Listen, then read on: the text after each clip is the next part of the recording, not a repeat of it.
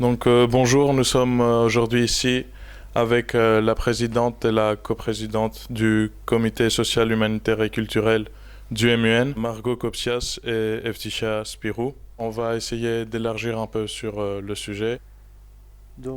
Pour quelles raisons les sujets traités au sein du Comité social, humanitaire et culturel sont-ils importants? Au sujet, il concerne la protection des réfugiés, les droits de propriété intellectuelle des peuples autochtones et la liberté d'association. Tous ces sujets, ils méritent d'être traités car ils sont au cœur des débats contemporains et ils peuvent bouleverser l'ordre mondial. En effet, nous retrouvons presque partout dans le monde des menaces au bien-être des populations et de leur culture.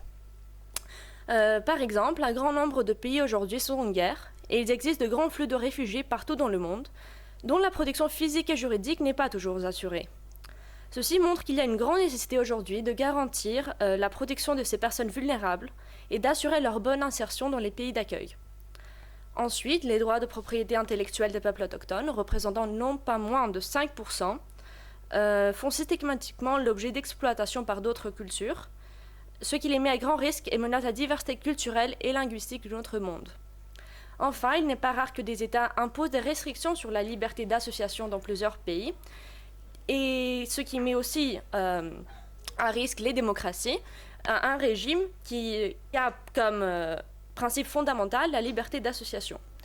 Nous voyons donc qu'il est nécessaire que les pays trouvent des solutions sur ces problématiques et se mettent d'accord pour qu'on construise tous ensemble un avenir plus égalitaire et plus fraternel.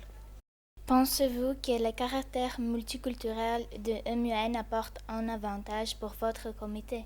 Le LFH-MUN n'aurait pas eu un tel succès si il n'avait pas eu justement un caractère multiculturel. C'est en fait grâce à ce caractère que les élèves ont une ouverture d'esprit et ils limitent les stéréotypes. Comment serait-il possible de débattre au sein de notre commission sur les droits des populations réfugiées, des populations autochtones et des droits à la Réunion Pacifique, sans prendre en compte les différents points de vue culturels de chaque élève. Le mélange donc d'élèves venant de milieux culturels et linguistiques différents donne l'occasion aux délégués d'apprendre à limiter les préjugés sur les autres pays et de cultiver la compréhension et le respect des différences culturelles. Ensuite, bien sûr, grâce à ce caractère, les débats sont beaucoup plus créatifs, fructueux et enrichis.